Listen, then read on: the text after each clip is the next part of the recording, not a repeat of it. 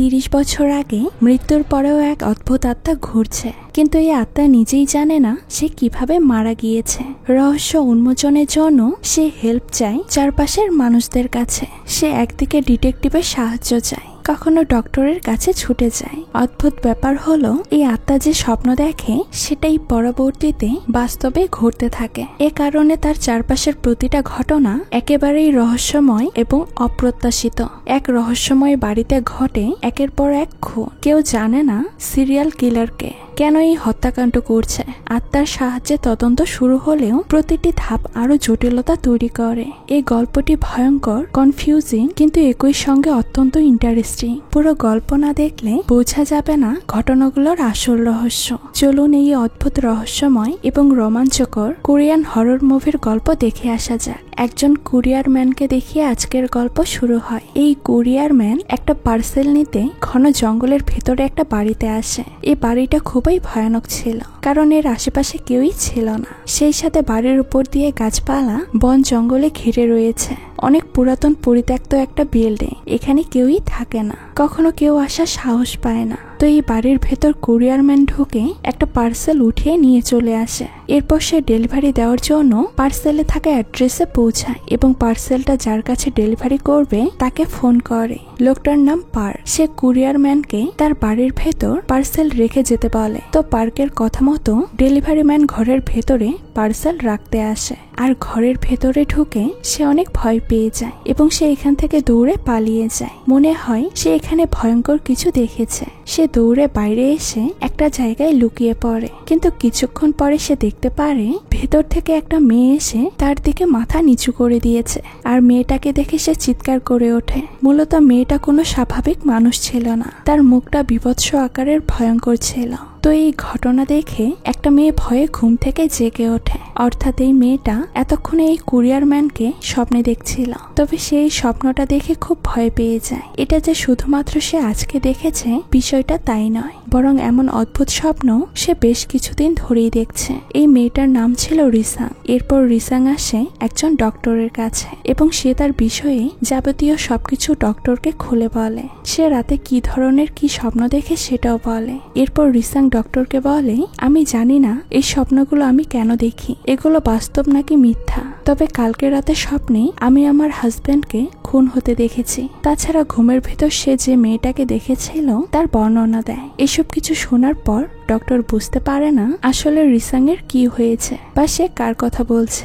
এদিকে রিসাং এর হাজবেন্ড জিনকে দেখা যায়। সে একজন রিয়েল এস্টেট এজেন্ট পার্কের সঙ্গে দেখা করতে তার অফিসে এসেছে। মূলত পার্ক ছিল রিয়েল এস্টেট এজেন্ট, আর জিন নতুন একটা অ্যাপার্টমেন্ট নেওয়ার জন্য বেশ কিছুদিন ধরে সব জায়গায় খুঁজে বেড়াচ্ছে। তো পার্ক এবার সেই পাহাড়ের পুরনো ভুতুরে বাড়ির কথাটা বলে, যে বাড়িটা থেকে ডেলিভারি ম্যান গিয়ে পার্সেল পিক আপ করে নিয়ে এসেছিল।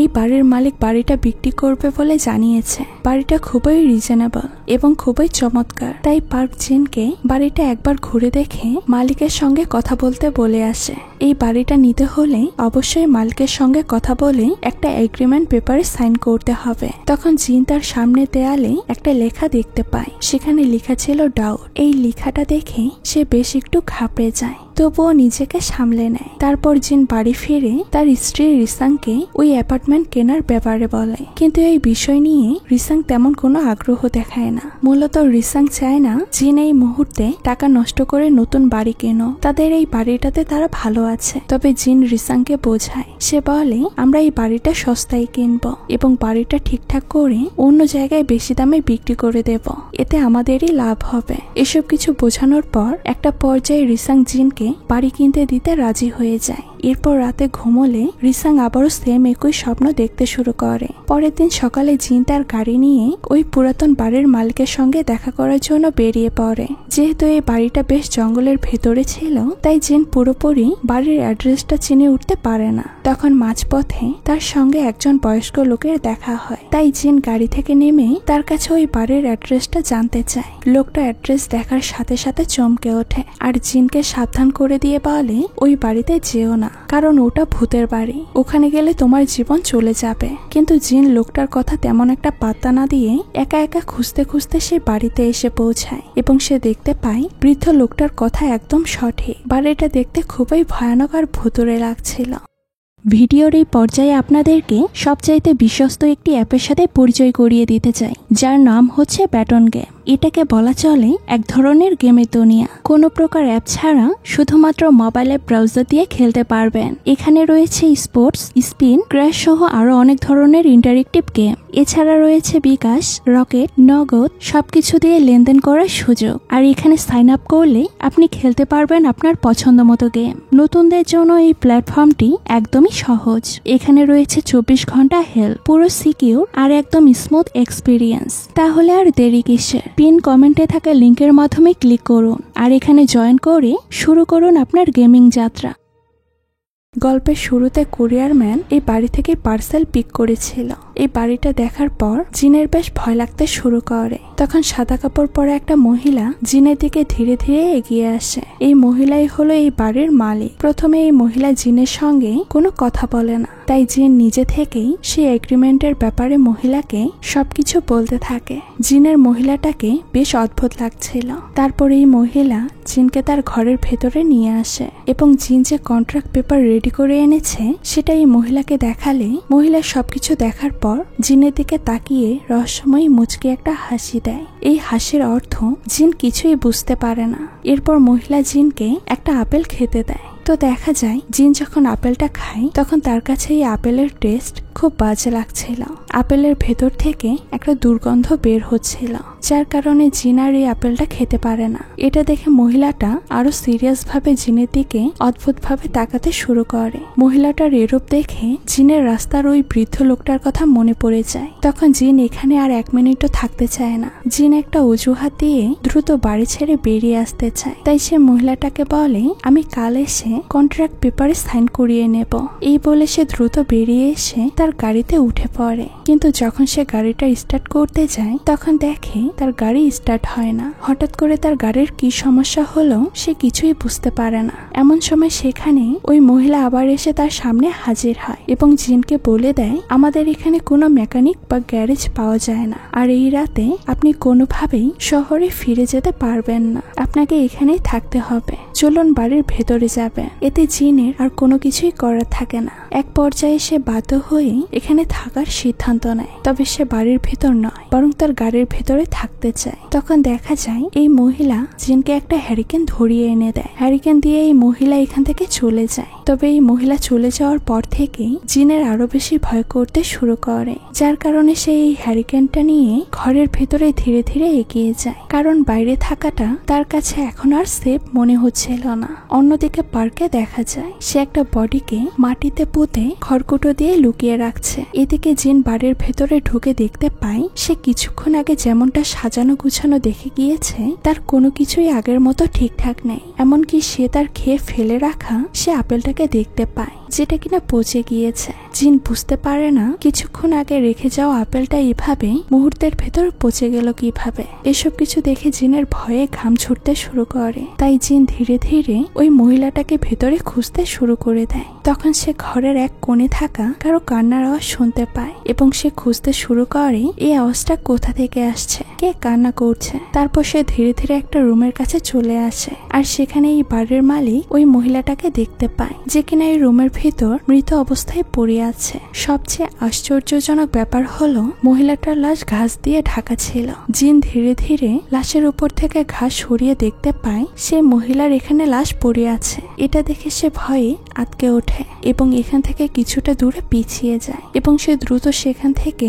দৌড়ে পালিয়ে আবার তার গাড়িতে এসে বসে। তখন সে মনে করে এই গাড়ির ভেতরে হয়তো সে ভালো আছে আর যত তাড়াতাড়ি সম্ভব এখান থেকে চলে যেতে হবে। কিন্তু তার ধারণা মুহূর্তের ভেতর ভুল হয়ে যায়, কারণ সে দেখতে পায় তার পাশের সিটে ওই মহিলার আত্মা বসে আছে। তো যাই হোক, এই সম্পূর্ণ ঘটনাটা রিসাং স্বপ্নে দেখতে পায়। আবারও রিসাংয়ের ঘুম ভাঙতেই সে উঠে বসে পড়ে। এমনকি পুরোটা সময় তার হাজব্যান্ডের জন্য তার খুব চিন্তা হতে থাকে। এখন সে কি করবে কোনো কিছুই বুঝে উঠতে পারে না। তাই রিসাং তার হাজব্যান্ডের বিষয়ে খোঁজ খবর নেওয়ার জন্য রিয়েল এস্টেট এজেন্ট পার্কের সঙ্গে দেখা করতে আসে। তখন পার্ক রিসাংকে জানায় তার হাজব্যান্ড কন্ট্রাক্ট পেপারে সাইন করানোর জন্য ওই বাড়ির মালিকের সঙ্গে দেখা করতে গিয়েছে। যখন রিসাং পার্কের কাছে ওই বাড়ির ঠিকানা চায় তখন পার্ক বলে ওই বাড়ির ঠিকানা আমি জানি না। এই কথা শোনার পর রিসাং এর কোনো কিছুই করার থাকে না, তাই সে সেখান থেকে চলে আসে। এ থেকে বোঝাই যাচ্ছিল পার্ক রিসাংকে মিথ্যা কথা বলেছে, কারণ পার্কের কাছ থেকে ঠিকানা নিয়ে জিন ওই বাড়ির মালিকের সঙ্গে দেখা করতে গিয়েছে, আর এখন সে ওই বাড়ির ঠিকানা জানে না। এটা হতে পারে না। রিসাং এখান থেকে চলে যাওয়ার পর পার্ক ওই জঙ্গলের বাড়িতে আসে এবং গাড়ির ভেতর জিনকে মৃত অবস্থায় পড়ে থাকতে দেখে। এদিকে রিসাংকে দেখা যায় সে তার হাজব্যান্ডকে খোঁজার জন্য পুলিশ স্টেশনে আসে। পুলিশ সম্পূর্ণ বিষয়টা শোনার পর ডিটেকটিভ জয়কে এই কেসের দায়িত্ব দেয়। তো জয় এসে রিসাংয়ের কাছে সম্পূর্ণ বিষয়টা আবারও জানতে চায়। এরপর জয় জানায় আপনার হাজব্যান্ড যে ঠিকানায় গিয়েছে সেখানে এর আগেও প্রায় 8 জন নিখোঁজ হয়েছে। সেই সাথে এটাও বলে তাদের এখনো আরো কিছুক্ষণ সময় অপেক্ষা করতে হবে। থানার সকল কার্যক্রম শেষ হলে সে এই কেসটার অফিসিয়াল দায়িত্ব পেয়ে যাবে। তারপর সে জিনের কেসটা তদন্ত করতে পারবে। এরপর জয় এসে এই কেসটার ব্যাপারে তার কলিগ সুকে সম্পূর্ণ বিষয়টা খুলে বলে। সু এই বিষয়টা শুনে জয়কে বলে আপনি যে কেসটার কথা বলছেন সেটা আজ থেকে প্রায় 30 বছর আগের পুরনো কেস। সেই নিখোঁজ কেসটাতে একজন পুরুষ আর একজন মহিলা প্রধান সাসপেন্ড ছিল, কিন্তু তদন্ত শেষে কোনো কিছু না পাওয়ার পর পুলিশ এই কেসটা বাধ্য হয়ে বন্ধ করে দেয়। এদিকে আমরা পার্কে দেখতে পাই ডেলিভারি ম্যান যেখানে পার্সেল রাখতে এসে কিছু একটা দেখে ভয় পেয়েছিল, সেখানে এসে পার্ক ওই পার্সেলটা ওপেন করে। মূলত এটা পার্কের বাড়ি এবং এই পার্সেলটা ওপেন করার পর পার্ক সেখানে একজনের অস্থি রাখা দেখতে পায়, আর এই অস্থি দেখে পার্ক অনেক ভয় পেয়ে যায়। সাথে সাথে তার হাত থেকে অস্থি রাখা পাত্রটা নিচে পড়ে যায়। এদিকে আবারও রিসাং স্বপ্নে তার হাজব্যান্ড জিনকে দেখতে পায়। যখন সে ঘুম থেকে ওঠে তখন তার সামনে জিনকে বসা দেখতে পায়। মূলত এটা ছিল জিনের আত্মা। তো রিসাং জিনের কাছে এসে জিজ্ঞাসা করে তুমি এতক্ষণ কোথায় ছিলে, তোমার কি হয়েছে? তখন জিন রিসাং এর প্রশ্নের উত্তর না দিয়ে বলে আমি অনেক ক্লান্ত হয়ে গিয়েছি। এই বলে সে বিছানায় ঘুমোতে চলে যায়। তখন রিসাং জিনের পাশে গিয়ে শুয়ে পড়ে। কিছুক্ষণ পর রাত আরো গভীর হলে দেখা যায় জিন হঠাৎ করে কান্না করতে শুরু করে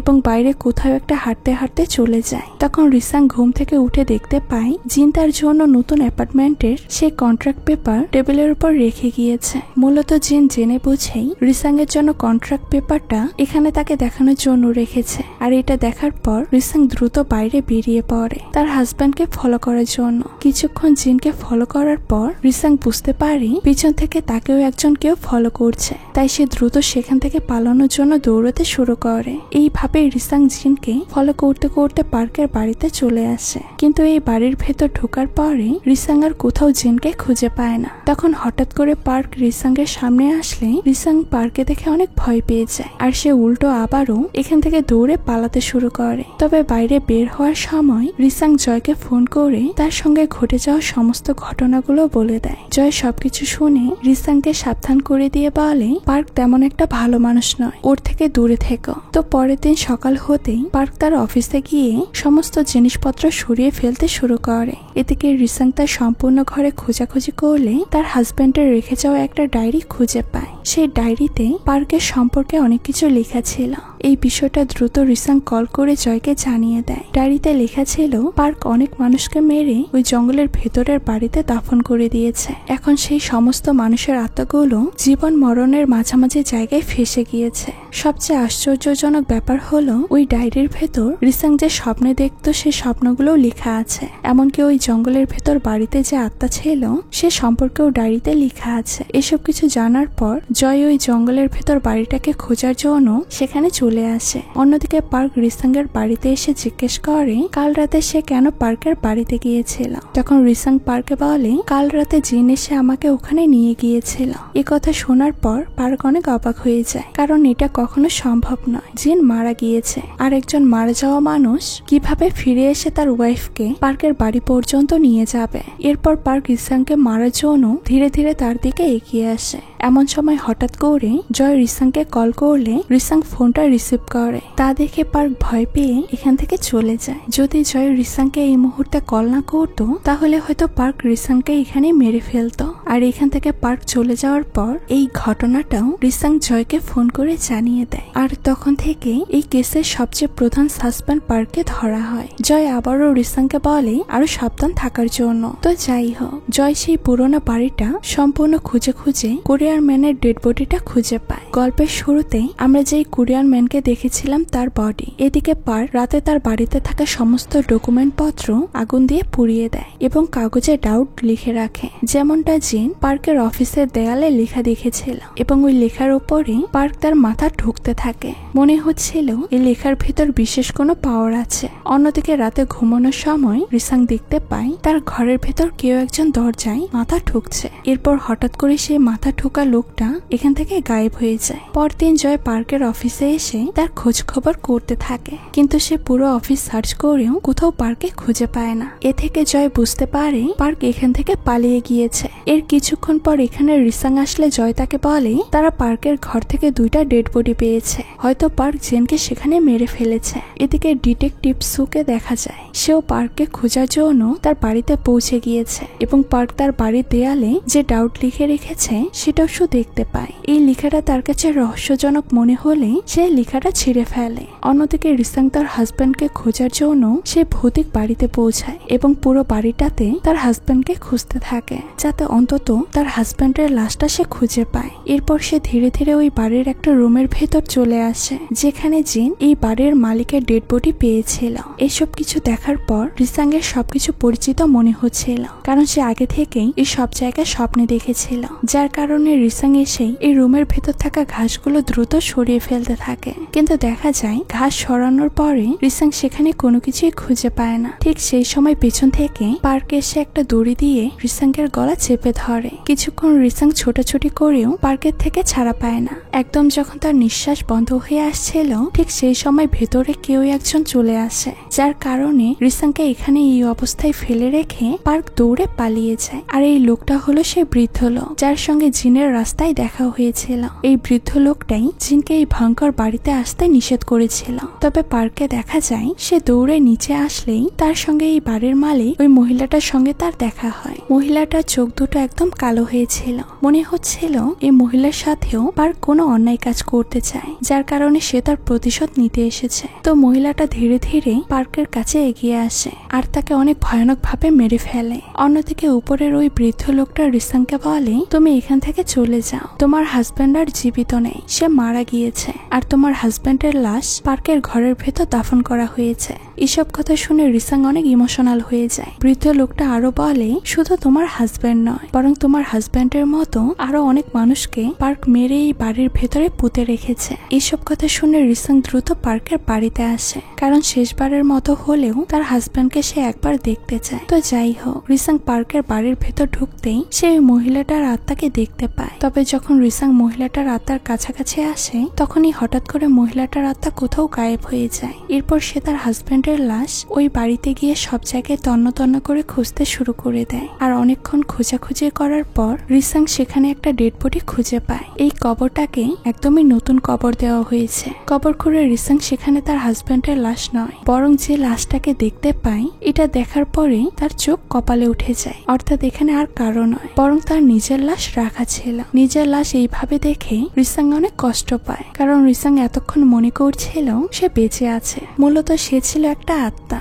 আর কেন সে এমন স্বপ্ন দেখত, কিভাবে তার হাজবেন্ড মারা গিয়েছে, এগুলো জানার জন্য সে এতক্ষণ বিভিন্ন জায়গায় ঘুরে বেড়াচ্ছিল। এ থেকে আরো বোঝা যায় জয় আত্মাদেরকে দেখতে এবং তাদের সঙ্গে কথা বলতে পারে, যার কারণে রিসাং এসে জয়ের কাছে তার সমস্ত বিষয়গুলো বলতে পারছিল। এরপর জয় মিসিং কেসের সবার লিস্ট চেক করতে থাকে। সেখানে জিন আর তার স্ত্রী রিসাং এর নাম দেখতে পায়। এটা দেখে সে রীতিমতো অবাক হয়ে যায়। রিসাং যদি মিসিং হয়ে থাকে তাহলে তার সঙ্গে কথা বলে কে? এরপর আরো জানার জন্য জয় কম্পিউটারে রিসাং এর ডক্টরের বিভিন্ন রিপোর্ট দেখতে থাকে। রিসাং যে ডক্টরকে দিয়ে তার চেক আপ করিয়েছিল, হঠাৎ করে জয় রিসাংকে সাদা কাপড় পরে জয়ের দিকে এগিয়ে আসতে দেখে। এটা হলো রিসাংয়ের আত্মা। আর এইভাবে রিসাংয়ের আত্মাকে দেখে জয় অনেক ভয় পেয়ে চিৎকার করে ওঠে। হঠাৎ করে রিসাংয়ের আত্মাটাও এখান থেকে গায়েব হয়ে যায়। জয়ের চিৎকার শুনে সু তার কাছে ছুটে আসে আর জানায় 30 বছর আগেই রিসাং আর তার হাজবেন্ড জিনকে হত্যা করা হয়েছে। শুধু তাই নয়, ওই একই ঘরের ভেতর আরো কয়েকজনকে হত্যা করা হয়েছিল। কেসের প্রধান আসামি ছিল রিয়েল এস্টেট এজেন্ট পার্ক সবাইকে একে একে মেরে ফেলেছিল। আর যাদেরকে মারা হয়েছিল তারা সবাই পার্কের থেকে ওই অ্যাপার্টমেন্টটা কিনেছিল তার কারণে। তার ভেতর একজন বৃদ্ধ লোকও ছিল, যে বৃদ্ধ লোকের সাথে জিনের রাস্তায় দেখা হয়েছিল। এখানে এই গল্পের আরো একটা টুইস্ট রিভিল হয়। ওই বৃদ্ধ আর কেউ নয়, বরং জয়ের বাবা।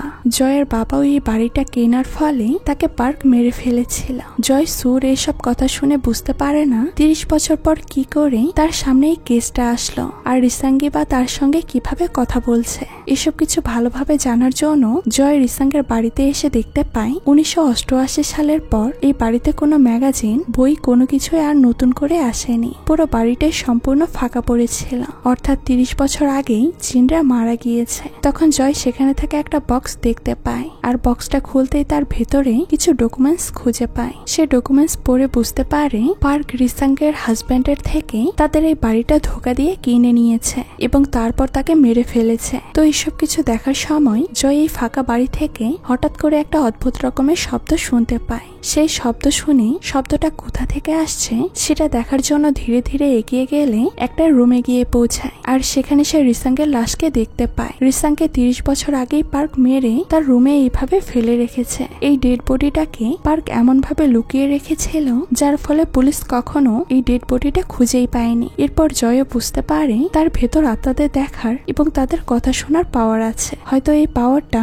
তার বাবার কাছ থেকেই এসেছে, কারণ সে যাতে আত্মাদের সঙ্গে কথা বলে তাদেরকে হেল্প করতে পারে। যার কারণে রিসাংয়ের আত্মার সঙ্গে কথা বলে সে এতদিনের গোপন সব সত্য কথা জানতে পেরেছে। পার্কের আসল রহস্য তার সামনে এসেছে। আর একদম শেষ দৃশ্যে দেখা যায় জঙ্গলের ভেতর পুরাতন বাড়িতে যে মেয়ে আত্মাটা ছিল সেটাও আর কেউ নয়, সেটা হলো রিসাং নিজে। মূলত এতক্ষণ যাবৎ যা কিছু হয়েছে, রিসাং যেমন স্বপ্ন দেখত আর সব বাস্তবতাকে দেখতে পেত, ঠিক তেমনি জয় ওইসব কিছু স্বপ্নে দেখে জানতে পেরেছিল। তাহলে আপনাদের কি মনে হয়, জিনকে তাহলে কেন এই লেডি ভূতটা দেখা দিয়েছিল? যেহেতু তাদের সবাইকে মেরে ফেলেছে মূলত সবকিছুই ছিল এই কেসের তদন্তের উপর ভিত্তি করে এসব কিছুই তারা অনুমান করছিল। এবং রিসাংকে যে ডক্টর দেখেছে সেটা ছিল মূলত জয়ের ডক্টর। জয়ের সেম সমস্যায় থাকার জন্য সেই ডক্টর সম্পর্কে কম্পিউটারে বিভিন্ন সময় বিভিন্ন কিছু খোঁজ করত। অর্থাৎ বলা যেতে পারে এটা সম্পূর্ণ কল্পনা, সত্যি সন্ধানে ধোঁয়াশার একটা গল্প।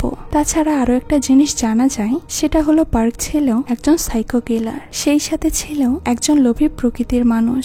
সে সবসময় অন্যকে ঠকিয়ে নিজে উপরে উঠতে চাইত, যার কারণে সে তার লোভের জন্য একে একে এত মানুষকে খুন করেছে। যারা তার কাছে অ্যাপার্টমেন্ট কিনতে আসতো তাদেরকেই সে লোভের বশে পড়ে খুন করত।